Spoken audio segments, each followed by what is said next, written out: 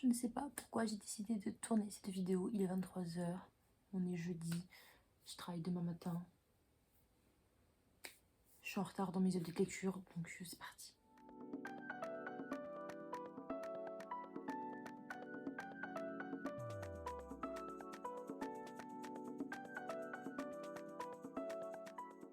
Bonjour, bienvenue à tous dans cette nouvelle vidéo. Excusez-moi d'abord pour les débriefs que vous allez avoir. Il y a des lectures qui datent de plus d'un mois et demi que j'ai faites et je n'ai pas tourné d'update de lecture du coup entre temps. Donc je suis actuellement dans une période où je lis plutôt pas mal et je suis en train d'accumuler une quinzaine de livres en retard au niveau des updates de lecture.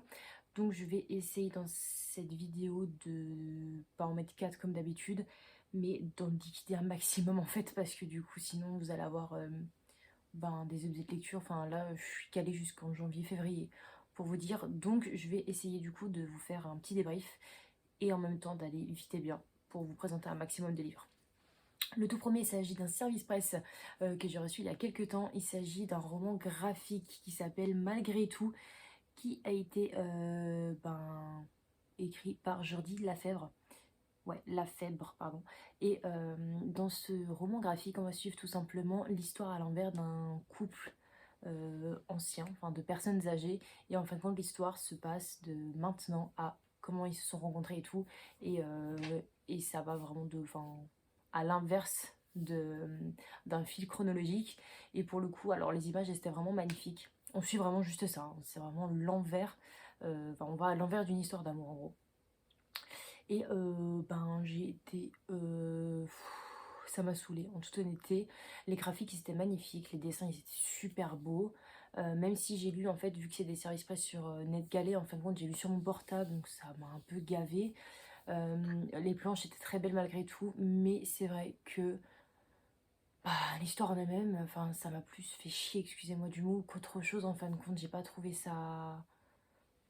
Il y avait rien qui me tenait en haleine en fin de compte. Je savais qu'ils allaient se rencontrer. On voit que la meuf, elle a quelques problèmes médicaux, ce genre de choses. Mais pas plus en fin de compte. Donc j'étais un peu dégoûtée parce que les personnages ne m'ont pas trop fait kiffer. L'histoire en elle-même, c'était assez plat. Même si on avait pas mal de... C'est des personnes qui se rencontrent en fin de compte, enfin qui se sont rencontrées et qui sont à l'heure actuelle toujours attachées l'un à l'autre, mais qui ont une vie totalement différente. On suit la fille, elle est mère dans sa ville, et le mec, je crois qu'il est... il est parti, en fait il part en mer, je sais plus ce qu'il fait exactement, bref. Il vagabonde toujours en mer, donc ils ont vraiment aucun lien, on va dire, qui les unisse au niveau de leur métier, mais ils sont attachés l'un à l'autre. Je trouve ça très mignon et très cool, hein, mais... ça l'a pas fait avec moi. J'étais un peu... ça m'a gavé, j'avais juste envie de me dire putain heureusement que c'est un roman graphique parce que sinon ça allait durer encore 4 heures. Donc malheureusement pour moi, je lui ai mis la note de 13 ou 14 sur 20 qui pour moi n'est pas oufissime. Donc voilà, pour moi c'est un peu moyen comme note, donc j'ai mis ça. Mais il y a énormément de personnes qui l'ont apprécié, donc si vous aimez les romans graphiques, si vous aimez les histoires d'amour, peut-être que ça pourrait vous plaire. Voilà. Ensuite, on continue toujours au niveau des BD parce que j'en ai demandé pas mal. J'ai lu également Dans les yeux de Lia, qui a été fait par Carbone et par Justine Kuna. Kuna, je ne sais pas. Et c'est ma BD de coup de cœur de cette année. Vraiment, j'ai adoré. C'est une jeune fille qui est handicapée suite à un accident de voiture. Et quand elle a eu son accident de voiture, en fait, la personne s'est barrée. Et elle a handicapé à cause de ça. Donc elle est en fauteuil roulant. Si la personne l'avait secourue en temps et en heure, elle aurait pu marcher à nouveau. Sauf que là, à l'heure actuelle, elle est condamnée à rester dans un fauteuil roulant. Et en fin de compte, elle va se faire embaucher en tant que stagiaire dans un cabinet d'avocats. Et c'est le cabinet d'avocats qui a géré l'affaire justement de ce mec qui aurait pu ou non sauver Lia en fin de compte. Et j'ai trouvé que c'était une BD. Alors pour moi, il faut savoir que BD égale enfant, la plupart du temps. Même si j'en lis très peu, je sais qu'il y a des BD qui sont un petit peu plus adultes. Mais là, pour le coup, j'ai trouvé que l'adolescente, elle faisait très mature. L'histoire, elle est très prenante, très mature également. Et j'ai adoré lire ça. J'ai hâte de lire le tome 2. Et je pense que c'est les BD que je vais acheter. Parce que j'ai grave kiffé. Et je trouve que c'est pas une BD enfantine. C'est pas une BD qui nous... On passe un bon moment, le graphisme est super bien, mais c'est pas une BD cocooning en fin de compte, et c'est ça qui m'a fait du bien. Et bah, je recommande cette BD juste pour ça, très honnêtement, parce qu'elle est vraiment magnifique à lire. C'est un très beau message et je trouve que la fille, elle est déterminée, elle est jeune et, euh, et elle est adorable à suivre, elle est adorable à suivre comme personnage, donc je valide à 400%. Ensuite, j'ai lu le tome 1, le tome 2 et le tome 3 de La boîte à musique, qui a également été écrit et dessiné par Carbone et JG. Dans La boîte à musique, nous suivons une jeune fille qui a eu par sa maman quand elle est décédée un héritage, une boîte à musique en fin de compte. Et un jour, en regardant cette boîte à musique, elle va s'apercevoir que à l'intérieur, il y a quelqu'un qui l'appelle à l'aide. Donc, par magie, elle va finir dans la boîte à musique. Et dans la boîte à musique, eh bien, c'est un autre univers qui se passe. Elle va rencontrer des personnages, elle va rencontrer des genres de créatures, des pouvoirs qu'elle n'a jamais vus auparavant. Et ce monde, en fait, à l'intérieur, alors je sais plus comment ça s'appelle. Pandora? Pandorian, je crois que c'est. Ce monde, en fin de compte, c'est un monde qui était protégé auparavant par sa maman. Et tous les personnages, en fait, dans ce monde connaissent sa maman. Et ben, ça la rattache à elle. Donc, elle a absolument envie de protéger également tout ce monde et ses créatures. Et voilà, pour le coup, on suit cette histoire. Donc, j'ai plutôt bien aimé. Autant les tomes sont assez divers les uns des autres. Mais dans chaque tome, on a une avancée sur son histoire et sur Pandorian, comment c'est comme ville et tout, enfin comme ville, comme monde, comme univers, et c'est plutôt cool, donc on valide à 400% parce que j'aime trop les BD comme ça, et les dessins sont absolument magnifiques. Ouais, ils sont géniaux, franchement je sais pas comment dire, genre vraiment j'étais sur le cul, des fois je m'arrêtais comme ça devant la page, et je regardais pendant un quart d'heure la page, genre pendant un quart d'heure, façon de parler, mais c'est très beau à lire et c'est très joli à regarder, donc je valide. Ensuite, j'ai lu un roman cette fois. J'ai lu La Nanny de Ginny Macmillan. Et là, nous sommes en Angleterre. On est dans les années 1904. Non, pas dans. Non, on est dans les années 1960. Et c'est cette époque en Angleterre où il y a énormément de gouvernantes. Et ben, de nannies en fin de compte. Donc les personnes qui s'occupent des enfants. Et là, dans cette famille, alors je sais plus du tout, franchement, je suis désolée, les lectures, elles datent de tellement, tellement longtemps que je me rappelle plus du nom des personnages. Mais on suit cette jeune fille qui a été ben, éduquée plus par sa nanny que sa mère, en fin de compte. Elle a jamais eu de lien avec sa maman.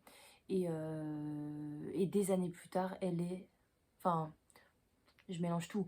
Elle a jamais eu de lien avec sa maman et du jour au lendemain, sa nanny part. Et ses parents lui disent qu'en fin de compte, c'est parce qu'elle a été méchante et que du coup, la nanny a décidé de partir. Ça traumatise un enfant de dire ça. Et elle, en fait, elle l'a très très mal vécu. Des années plus tard, cette femme a une fille et son mari vient de décéder. Étant donné qu'elle n'a pas l'argent de pouvoir s'autofinancer avec sa fille, elle retourne dans la maison de sa maman. Il faut savoir qu'elle a perdu son père également la même année, donc c'est une année de merde, très clairement pour elle.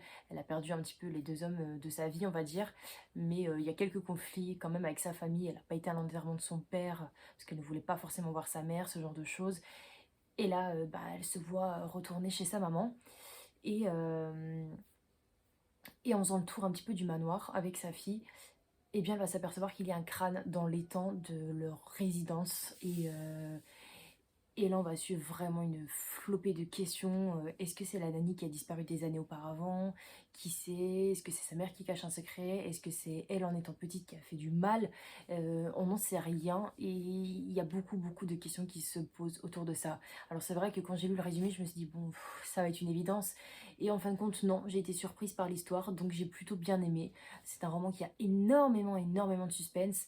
Et plus on avance, plus on a des personnages qui viennent s'ajouter au chapitre et au point de vue de...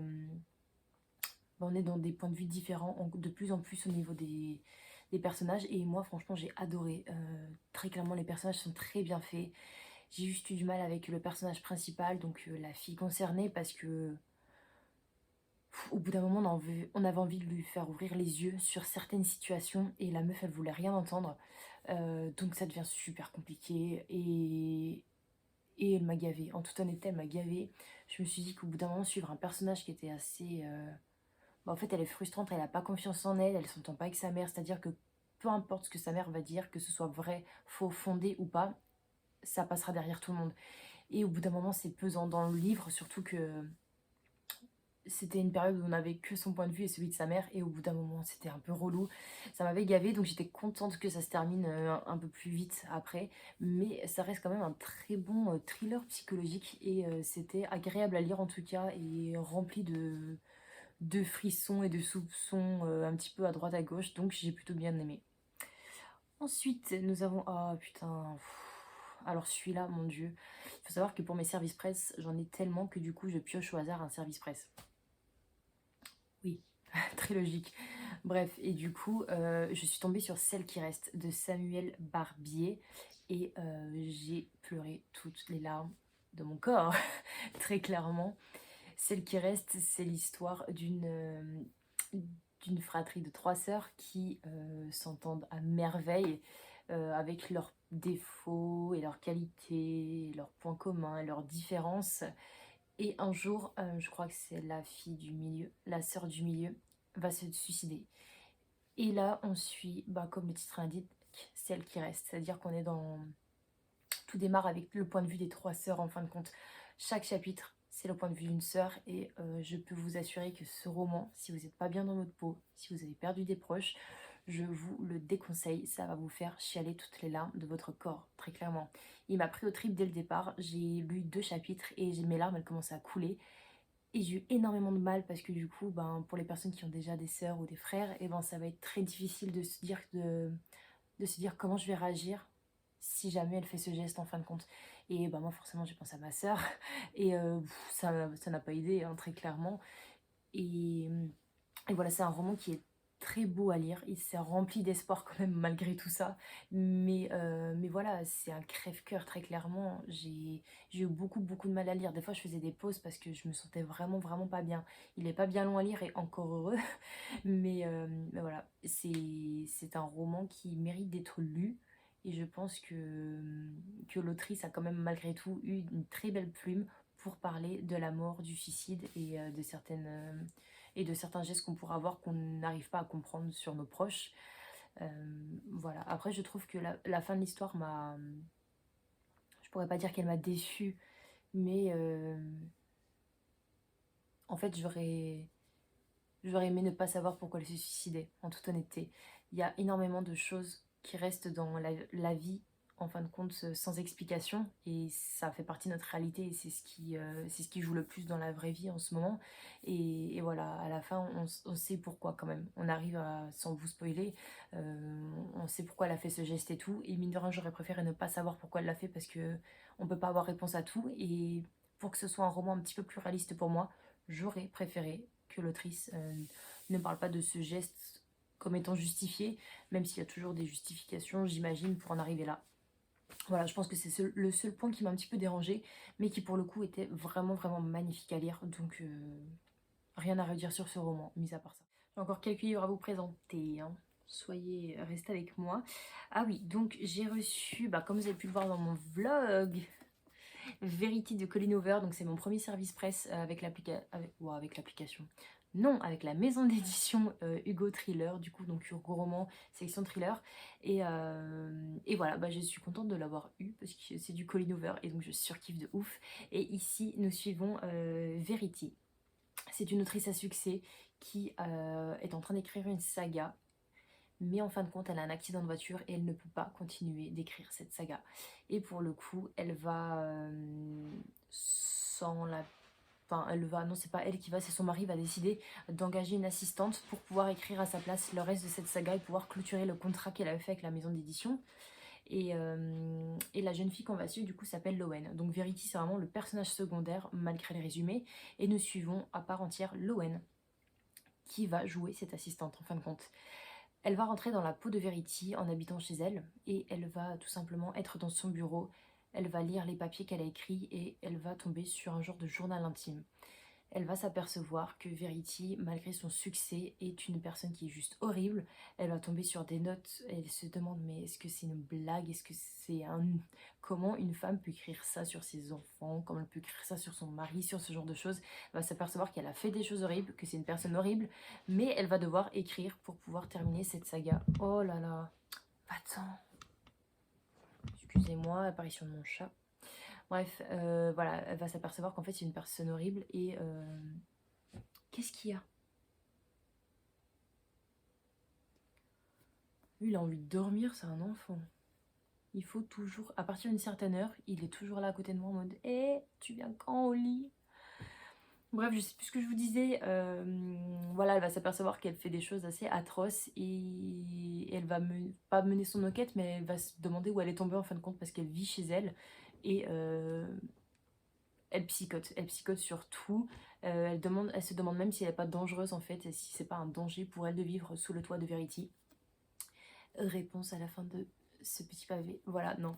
Bah du coup j'ai adoré ce roman très clairement, même si j'ai eu du mal parce que on retrouve ce côté Colleen Hoover, ça parle énormément de sexe, attention. Elle y va, hein.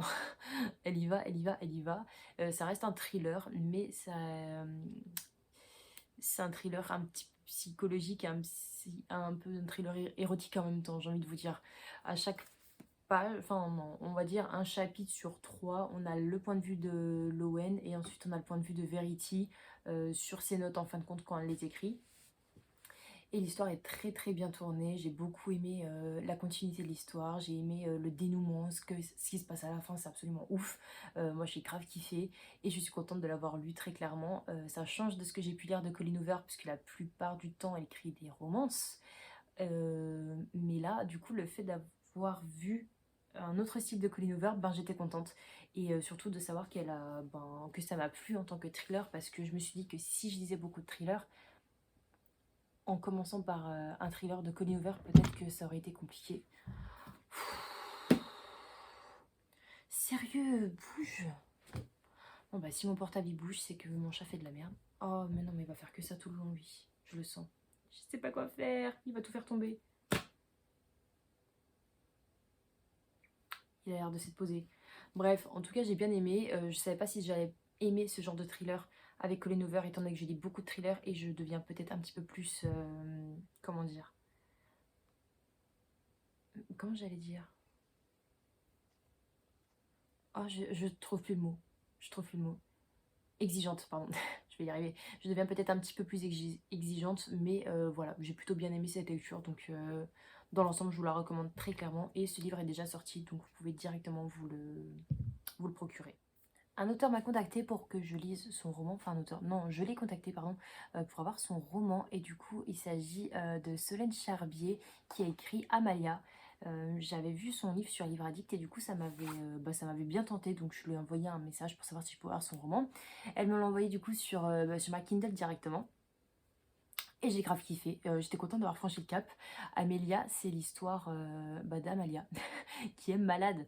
Et c'est une fille qui est une princesse, enfin une future princesse. Elle est dans un royaume où elle doit plus tard gouverner, sauf que sa maladie l'empêchera plus tard de gouverner. Excusez-moi, j'ai les poils de mon chat. Sa maladie l'empêchera de gouverner plus tard et le peuple ne le sait pas. Je pense que le peuple ne le célèbre pas pour éviter de mettre du coup la famille en péril, mais pour que personne ne le sache, et bien tout simplement Amalia va se faire remplacer par quelqu'un jour et nuit aux yeux du peuple et aux yeux de toutes les personnes, tout simplement. Donc voilà, et ben j'ai trouvé que c'était une histoire plutôt originale, j'ai plutôt bien aimé l'ambiance de l'histoire. C'est un roman qui est très court, hein. On est sur un petit peu plus d'une centaine de pages, un petit peu moins d'une 150aine, donc ça va très vite, mais l'histoire est très prenante et on est directement dedans pour le coup. Même si j'aurais aimé beaucoup plus d'informations, beaucoup plus de descriptions et de développement de l'histoire, et bien j'ai trouvé que pour un premier tome c'était plutôt bien. C'était du coup une petite mise en bouche, on va dire, étant donné que c'est une trilogie, je crois. Donc j'ai plutôt bien aimé. Le personnage est très bien écrit. Elle est très bien... Je crois que mes chats ils vont m'empêcher de faire ma vidéo, mais c'est pas possible. Je sais plus ce que je disais. Le personnage principal est très bien écrit. On ne suit pas Amalia en tant que personnage principal, mais on suit la remplaçante d'Amalia. Et je suis désolée, je ne sais plus du tout comment elle s'appelle. Et voilà, c'est un personnage qui est fort en fin de compte. On suit quelqu'un qui n'a pas de personnalité à proprement parler. C'est-à-dire que le jour où Amalia guérit, si elle peut guérir, en gros, elle servira à rien. Et bisous, ciao, en fin de compte. Peut-être pour éviter qu'elle parle ou j'en sais rien. Mais voilà, elle a ce poids sur sa conscience H24 en se disant mais je suis qui? Je suis personne en fin de compte. Et il va se passer énormément de choses aux alentours enfin, autour de ce personnage et elle va découvrir quand même une identité sur elle qui va la rendre unique. Et je vous laisse avec la suite parce qu'après, ben, si je vous en dis un peu trop, je pense que ben, je vais vous spoiler surtout sur une centaine de pages, c'est dommage. Donc voilà, moi j'ai plutôt bien aimé franchement et je vous le conseille énormément. C'est un roman qui se lit assez vite. C'est disponible sur Amazon, vu que c'est un roman qui est auto-édité. Et elle a fait des offres à 99 centimes pour son roman, si jamais ça vous intéresse. Je ne sais pas si, enfin, à l'heure où je vous tourne la vidéo, c'est le cas. Mais je ne sais pas si quand je vais mettre la vidéo en ligne, ce sera toujours le cas ou pas. J'essaierai de voir sur Amazon et vous marquer en barre d'infos si c'est possible ou non, tout simplement.